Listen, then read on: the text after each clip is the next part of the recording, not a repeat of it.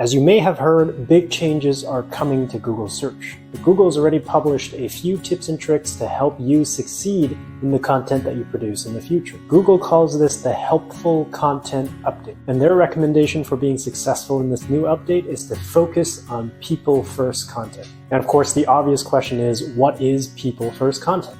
Google has shared with us 5 questions that we can ask ourselves the next time we're creating content. Question number 1. Do you have an existing or intended audience for your website that would find your content useful if they came directly to you? And this first question is very aligned with the whole theme of their update. Google wants to discourage people from writing content for search engines. And what they mean by this question is you should write content for your audience. They should be able to come to you and find the content useful with or without Google. And over the past few years, so many pieces of content were written specifically for search engines that when people land there, it's not even written for human beings. I'm sure you've read a keyword stuffed article that just doesn't sound like it was written for you. The second question that Google wants you to ask yourself is, does your content demonstrate first-hand experience and a depth of knowledge? This is another thing that Google is really trying to achieve, is expertise in your content. Over the years, in order to rank highly on lots of keywords, companies have turned to lots of very shallow content. You litter the web with machine-generated keywords,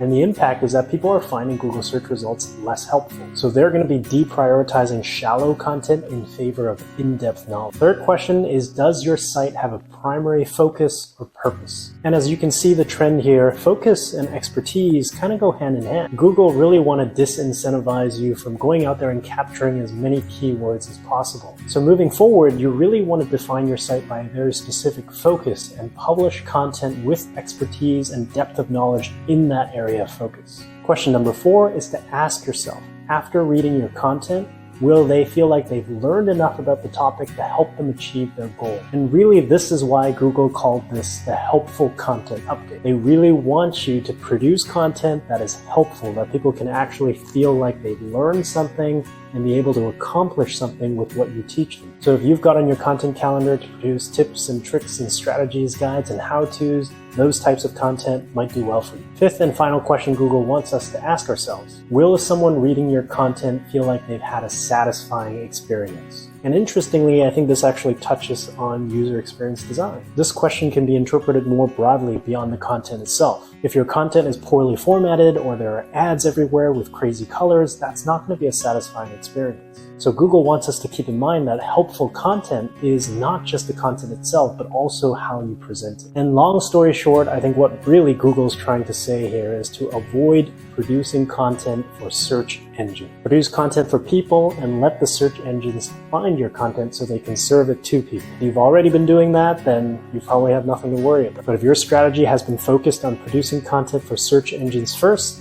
there's probably some changes that you're going to need to make in order to stay successful with Google's new update. If Google publishes any new information, I'll be the first to let you know. But until then, I'll see you in the next video.